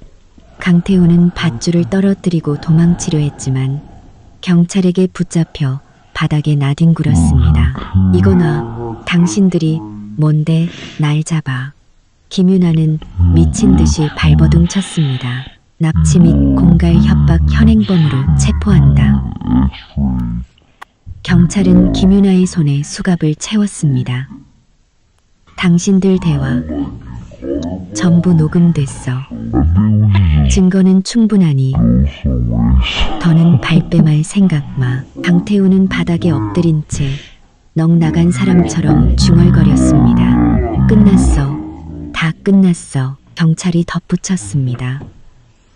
그리고 이민준 씨를 상대로 한 사기 혐의에 대해서도 조사받게 될 거다. 저는 가방에서 예전에 받아두었던 김윤아와 강태우의 메시지, 기록, 송금 내역 등 사기 증거들을 꺼내 경찰에게 건넸습니다. 경찰관님, 이것들이 그들의 사기 증거입니다. 법에 따라 엄중히 처벌해 주십시오. 경찰은 증거를 받아들고 고개를 끄덕였습니다. 감사합니다. 박서연 씨. 이 증거들이 큰 도움이 될 겁니다. 반드시 죄에 합당한 처벌을 받게 하겠습니다. 김윤아는 제 손에 들린 증거들을 보고 공포와 분노가 뒤섞인 눈으로 저를 쏘아봤습니다. 박서연, 이 악마 같은 것. 내가 널 가만두지 않을 거야. 날 가만두지 않는다고요? 저는 비웃었습니다. 그 걱정 전에 당신이 감옥에서 몇 년이나 썩게 될지나 걱정하는 게 어때요? 당신들이 저지른 죄에 대한 대가를 치를 시간이에요. 경찰들이 김윤아와 강태우를 끌고 나갔습니다. 복도가 조용해지자 저는 안도의 한숨을 내쉬었습니다. 그들이 체포되는 모습을 보니 속이 다 후련했습니다. 오빠에게서 전화가 걸려왔습니다. 서연아, 괜찮아. 그놈들 잡혔어? 응, 오빠. 방금 경찰이 잡아갔어. 이번이 정말 고마워. 네가 무사하면 됐어. 그런 인간들은 감옥에 가야 마땅해. 전화를 끊고 저는 아파트로 들어섰습니다. 3년간의 제 결혼 생활이 담긴 이 공간에 이제 아무런 미련도 남지 않았습니다. 저는 부동산 중개인에게 전화를 걸어 최대한 빨리 집을 팔아달라고 부탁했습니다. 얼마 지나지 않아 이민준에게서 전화가 걸려왔습니다. 낯선 번호였지만 저는 받았습니다. 서연아, 김유나랑 강태우 잡혔다면서 네가 한 거야? 이민준의 목소리는 충격에 잠겨 있었습니다. 그들이 자초한 일이에요. 날 납치하려다가 경찰에 현장 체포된 것뿐이에요. 나랑은 상관없어요. 널 납치하려고 했다고? 이민준은 잠시 말을 잃더니 이내 말했습니다. 서연아, 고맙다. 네가 아니었으면 내가 얼마나 더 그들에게 속았을지 몰라. 그리고 예전 일은 정말 미안했다. 이민준 씨, 나한테 미안해할 필요 없어요. 난 당신을 위해서 그들을 잡은 게 아니에요. 나 자신을 위해서였죠. 우리 이제 정말 연락하지 맙시다. 그날 저녁 김유나와 강태우의 납치, 미수 및 사기 사건이 언론에 대서특필되었습니다. 인터넷은 그들의 악행을 비난하는 여론으로 들끓었고 이민준의 남의 아이 아빠 추문도 다시 수면 위로 떠올랐습니다. 이 씨 집안은 또다시 조롱거리로 전락했죠. 가뜩이나 위태롭던 이민준의 회사는 이 사건으로 완전히 무너졌습니다. 주가는 바닥을 쳤고 파산 직전에 몰렸습니다. 저는 한국의 남은 재산을 모두 정리하고 새로운 공급 업체들과의 계약을 마무리했습니다. 꽤 큰 자금을 손에 쥘 수 있었죠. 김유나와 강태우의 소식이 퍼진 후 이 씨 집안의 회사는 결국 파산을 면치 못했습니다. 주가는 휴지 조각이 되었고 은행에서는 대출 상환을 압박했습니다. 직원들은 뿔뿔이 흩어졌습니다. 저는 원래 한국에서의 일을 마무리하고 바로 뉴욕으로 돌아갈 계획이었지만 다음 날 아침 이건국 회장에게서 전화가 걸려왔습니다. 그의 목소리는 예전과 달리 피곤하고 비굴하게 들렸습니다. 서연아, 한 번만 만나주면 안 되겠니? 내가 이렇게 부탁하마. 우리 집안을 위해서. 그리고 내가 예전에 너에게 베풀었던 작은 정을 생각해서라도. 저는 잠시 고민하다가 결국 그의 제안을 수락했습니다. 막다른 골목에 몰린 그들이 제게 무슨 말을 할지 궁금했습니다. 약속 장소는 조용한 찻집이었습니다. 제가 도착했을 때 세 사람은 이미 와 있었습니다. 초췌한 모습으로 앉아있는 그들에게서는 예전의 그 당당함은 찾아볼 수 없었습니다. 서연아, 와줘서 고맙다. 이건국 회장이 일어나 제게 차를 따라주었습니다. 예전에 우리가 네게 정말 미안했다. 이제 와서 이런 말 하는 게 염치 없다는 거 알지만 그래도 사과하고 싶구나. 최영숙 씨도 고개를 숙인 채 작은 목소리로 말했습니다. 서연아, 내가 예전에 철이 없어서 그 김유나 편을 들고 너한테 상처를 줬다. 이제 우리 집안이 이렇게 망했으니 제발 한 번만 도와주면 안 되겠니? 이민준은 저를 쳐다보지도 못하고 넋 나간 사람처럼 중얼거렸습니다. 서연아, 내가 잘못했어. 내가 널 배신하고 김유나의 거짓말에 속았어. 네가 우리 집안을 도와주기만 한다면 내가 뭐든지 할게. 저는 찻잔을 들고 가볍게 한 모금 마셨습니다. 어떻게 도와달라는 말씀이시죠? 전 이미 당신들 집안과 아무 상관없는 사람이라고 분명히 말씀드렸는데요. 안다. 하지만 지금 우리를 도와줄 사람은 너밖에 없어. 이건국 회장은 한숨을 쉬었습니다. 공급업체들이 너만 보고 거래하겠다고 하니 네가 나서서 설득해주고 투자금만 좀 유치해주면 회사를 다시 살릴 수 있어. 회사만 살려준다면 우리는 어떤 대가라도 치를게. 어떤 대가라도요? 저는 찻잔을 내려놓고 비웃음을 머금었습니다. 당신들이 말하는 그 대가가 내가 3년 동안 받은 상처를 보상할 수 있나요? 이민준 씨의 배신을 없던 일로 할 수 있냐고요? 최영숙 씨가 다급하게 말했습니다. 할 수 있어. 우리가 돈을 줄게. 회사 지분도 줄게. 네가 원하는 건 뭐든지 다 줄 테니 제발 우리 좀 도와줘. 돈과 지분은 제 힘으로도 벌 수 있어요. 저는 그들을 차갑게 쏘아봤습니다. 제가 원하는 건 당신들이 과거에 저지른 잘못에 대해 제대로 된 대가를 치르는 거예요. 이건국 회장이 다급하게 말했습니다. 말만 해라. 어떤 조건이든 다 들어줄게. 저는 이민준을 쳐다보며 또박또박 말했습니다. 첫째, 이민준 씨는 모든 언론사를 통해 저에게 공개적으로 사과해야 합니다. 당신이 어떻게 나를 배신했고 김윤아에게 어떻게 속았으며 나를 어떻게 내쫓았는지 모든 사실을 상세하게 밝히고 당신의 잘못을 인정하세요. 어떠한 변명도 용납하지 않겠습니다. 이민준의 얼굴이 새빨갛게 달아올랐습니다. 공개 사과, 그것도 그렇게 상세하게. 그것은 그의 체면을 완전히 짓밟는 일이었습니다. 둘째, 저는 말을 이었습니다. 당신네 회사 지분 40%를 저에게 양도하세요. 그건 제가 3년간 당신들 집에서 받은 고통에 대한 보상금이 될 겁니다. 40%. 최영숙 씨는 경악했습니다. 그건 너무 많아. 안 그래도 망해가는 회사인데 그렇게 많이 주면 우리한테는 남는 게 없잖아. 싫으면 마세요. 저는 차갑게 웃었습니다. 어차피 회사가 망하면 당신들은 아무것도 못 갖게 될 텐데요.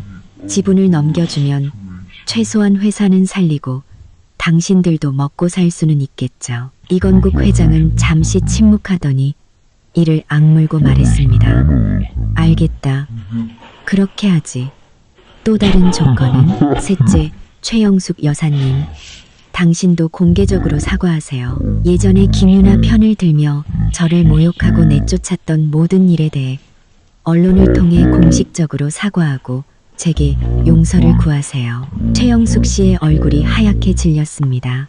평생 체면을 중요하게 생각했던 그녀에게 공개 사과는 죽기보다 싫은 일이었습니다. 그녀가 머뭇거리자 저는 자리에서 일어나는 척했습니다.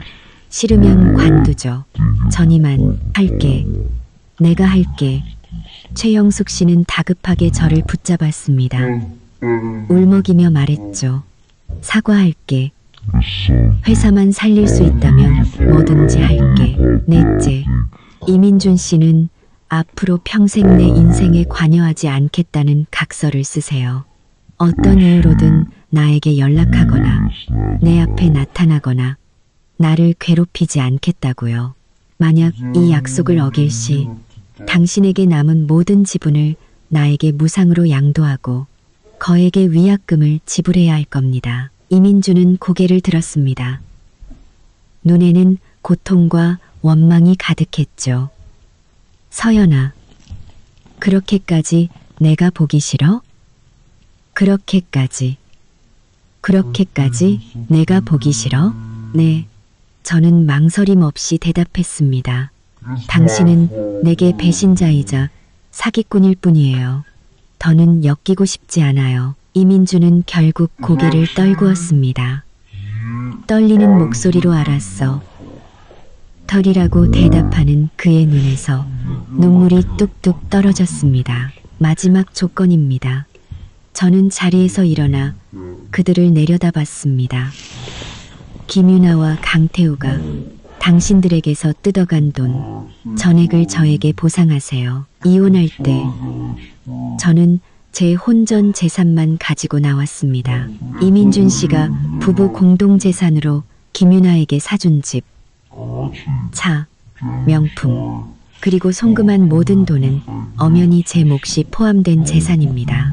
그 돈 한 푼도 빠짐없이 찾아서 저에게 돌려주세요. 이건국 회장은 난처한 표정을 지었습니다. 그건 그들의 재산은 이미 동결됐고 돈을 되찾기가 쉽지 않을 텐데 그건 당신들 사정이죠. 한 달의 시간을 주겠습니다.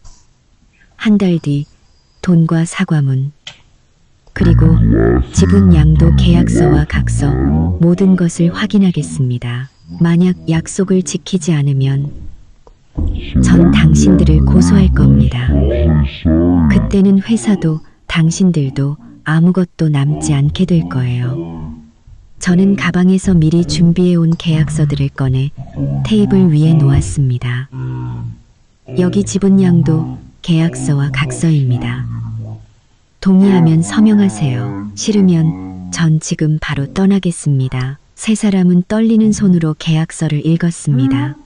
그들의 얼굴은 절망으로 가득 찼지만 다른 선택의 여지가 없었습니다. 결국 그들은 모든 서류에 서명을 했습니다. 그 모습을 지켜보며 3년간 제 마음속에 쌓여있던 응어리가 모두 풀리는 기분이었습니다. 이것은 복수가 아니었습니다. 그들이 받아야 할 마땅한 벌이었습니다. 계약서는 제가 잘 보관하겠습니다. 한 달 뒤 약속을 이행하는지 지켜보겠습니다. 저는 계약서를 챙겨 밖으로 나왔습니다. 찻집을 나서자 눈부신 햇살이 쏟아졌습니다. 저는 하늘을 올려다보며 비로소 완전한 해방감을 느꼈습니다. 저는 오빠에게 전화를 걸었습니다. 오빠, 일은 거의 다 해결됐어. 그들이 내 모든 조건을 받아들였어. 정말 잘 됐다. 이제 그 지긋지긋한 인연도 완전히 끝이구나. 앞으로는 어떻게 할 거야? 언제 뉴욕으로 돌아와? 한 달 정도는 한국에 더 머물면서 그들이 약속을 지키는지 지켜볼 거야. 모든 게 완벽하게 정리되면 그때 돌아갈게. 다시는 이 땅에 돌아올 일 없을 거야. 한 달이라는 시간은 눈 깜짝할 사이에 지나갔습니다. 이씨 집안은 약속을 지켰습니다. 신문과 인터넷은 이민준과 최영숙 씨의 사과문으로 도배되었습니다. 이민준은 자신의 과오를 낱낱이 고백했고 최영숙 씨도 자신의 잘못을 뉘우치며 용서를 구했습니다. 이씨 집안의 체면은 땅에 떨어졌고 다시는 예전의 명성을 되찾지 못하게 되었습니다. 회사 지분 40%는 제 명의로 이전되었고 김유나와 강태우에게 빼앗겼던 돈도 대부분 회수하여 제 계좌로 입금되었습니다. 모든 일이 마무리되던 날 저는 마지막으로 남은 짐을 챙기기 위해 예전 아파트 앞으로 갔습니다. 그곳에서 이민준에게 마지막 각서를 전달받기로 했죠. 아파트 앞에 서 있는데 익숙한 검은색 세단이 멈춰 섰습니다. 차창이 내려가고 마크의 부드러운 미소가 보였습니다. 서연, 데리러 왔어요. 마크는 차에서 내려 붉은 장미 꽃다발을 들고 제게 다가왔습니다. 그리고 자연스럽게 저를 안아주었죠. 어떻게 왔어요? 다음 주에 온다고 했잖아요. 저는 기쁜 마음에 꽃다발을 받아들었습니다. 당신이 보고 싶어서 일을 빨리 끝내고 왔어요. 깜짝 놀라게 해주고 싶어서요. 마크는 제 이마에 부드럽게 입을 맞추었습니다. 여기 일 다 정리되면 우리 같이 뉴욕으로 돌아가요. 응? 저는 웃으며 고개를 끄덕였습니다. 지난 몇 달간 마크의 존중과 사랑 속에서 저는 진정한 행복을 느끼고 있었습니다. 그는 제게 청혼했고 저는 그의 청혼을 받아들였습니다. 우리가 다정하게 이야기를 나누고 있을 때 낡은 오토바이 한 대가 근처에 멈춰 섰습니다. 이민준이었습니다. 낡고 해진 셔츠 차림, 덥수룩한 수염, 피곤에 절은 얼굴. 그는 저와 마크가 함께 있는 모습을 보고 마치 벼락이라도 맞은 듯 그 자리에 얼어붙었습니다. 손에 들고 있던 각서가 바닥에 떨어졌고 오토바이가 쓰러지며 그 역시 함께 넘어졌습니다. 무릎에서는 피가 흘렀지만 그는 고통도 느끼지 못하는 듯 그저 넋이 나간 채 우리를 쳐다볼 뿐이었습니다. 마크가 저를 자신의 등 뒤로 보호하며 그를 경계했습니다. 저는 괜찮다는 신호를 보내고 바닥에 떨어진 각서를 주워 들었습니다. 각서는 잘 받았어요. 이제 가보세요. 이민주는 벌떡 일어나 제 손목을 붙잡고 떨리는 목소리로 물었습니다. 서연아, 저 사람 누구야? 너랑 무슨 사이야? 제가 대답하기도 전에 마크가 이민준의 손을 떼어내며 말했습니다. 저는 서연의 약혼자입니다. 함부로 손대지 마시죠. 약혼자. 이민주는 믿을 수 없다는 듯 저를 쳐다봤습니다. 서연아, 너 약혼했다고? 언제부터? 우리는 만난 지 꽤 됐어요. 당신이 나를 떠난 지 2달 만에 우리는 연인이 됐고, 지난달에 그가 내게 청혼했어요. 그리고 난 받아들였고요. 아니야, 그럴 리 없어. 이민주는 절규했습니다. 넌 평생 나만 사랑한다고 했잖아. 어떻게 이렇게 빨리 다른 남자를 사랑할 수 있어? 일부러 나한테 상처 주려고 거짓말하는 거지? 저는 비웃었습니다. 이민준 씨, 착각하지 마세요. 당신이 날 배신한 순간 당신에 대한 내 사랑은 끝났어요. 내가 이렇게 빨리 새로운 시작을 할 수 있었던 건 마크가 당신이 단 한 번도 주지 못했던 존중과 행복을 내게 주었기 때문이에요. 마크도 말했습니다. 선생님, 서연은 저를 선택했습니다. 우리는 곧 뉴욕에서 결혼할 겁니다. 이제 그만 그녀를 놓아주세요. 이민준의 눈에서 눈물이 흘렀습니다. 서연아, 내가 잘못했어. 정말 잘못했다고. 네가 시키는 대로 다 했잖아. 그런데 왜 나를 용서해주지 않는 거야? 왜 기회를 주지 않는 거냐고. 기회요? 저는 그를 차갑게 쏘아봤습니다. 기회는 충분히 줬어요. 당신이 바람 피웠을 때, 김윤아가 우리 집에 찾아왔을 때, 그리고 우리가 이혼하기 직전까지. 하지만 당신은 매번 그 기회를 제 발로 걷어찼어요. 이제 와서 기회를 달라고 할 자격 당신에게는 없어요. 이민주는 더 이상 아무 말도 하지 못했습니다. 그는 자신의 손으로 모든 것을 망쳤다는 것을 깨달았습니다. 그는 저와 마크의 다정한 모습, 제 얼굴에 떠오른 행복한 미소를 보며 가슴이 찢어지는 듯한 고통을 느꼈습니다. 그는 저를 완전히 잃었습니다. 서연아, 행복해라. 이민주는 울먹이며 마지막으로 저를 한번 깊이 쳐다보고는 절뚝거리며 넘어진 오토바이를 일으켜 세워 떠났습니다. 그의 초라한 뒷모습을 보며 제 마음은 놀랍도록 평온했습니다. 모든 것이 끝났습니다. 괜찮아요? 마크가 제 손을 잡아주었습니다. 저는 웃으며 고개를 끄덕였습니다. 괜찮아. 이제 정말 다 끝났어. 우리 마지막 짐 정리하고 여기서 떠나자. 아파트 문을 잠그는 순간 저는 과거의 문을 완전히 닫았습니다. 다음 날 우리는 뉴욕행 비행기에 몸을 실었습니다. 창밖으로 점점 작아지는 도시를 보며 제 마음속에는 미련 대신 새로운 시작에 대한 기대감만이 가득했습니다. 뉴욕 공항에는 오빠가 꽃다발을 들고 우리를 마중 나와 있었습니다. 돌아온 걸 환영한다. 그리고 마크, 자네도 고생 많았네. 그날 저녁 우리는 오빠가 예약한 레스토랑에서 저의 새로운 시작을 축하했습니다. 3개월 후 저는 마크와 결혼했습니다. 그리고 1년 뒤 우리에게는 예쁜 딸이 태어났습니다. 한국에 남겨진 사람들의 소식은 오빠의 친구를 통해 간간히 들려왔습니다. 이민준의 회사는 결국 파산했고 이건국 회장은 충격으로 쓰러져 전신이 마비되었습니다. 최영숙 씨는 남편 병수발과 생계를 위해 허리가 휘도록 일하며 만나는 사람마다 며느리를 내쫓은 것을 후회한다고 울부짖었습니다. 이민주는 거액의 빚을 지고 공사판을 전전하며 힘겹게 살아가고 있다고 했습니다. 김윤아는 사기 및 납치, 미수 혐의로 8년형을, 강태우는 다른 경제 범죄까지 더해져 12년형을 선고받았습니다. 그들의 비참한 소식을 들을 때마다 제 마음은 더는 동요하지 않았습니다. 그것은 그들이 뿌린 씨앗을 거둔 것일 뿐 제가 관여할 바가 아니었습니다. 어느 맑은 날 저는 정원에서 딸아이와 함께 햇살을 즐기고 있었습니다.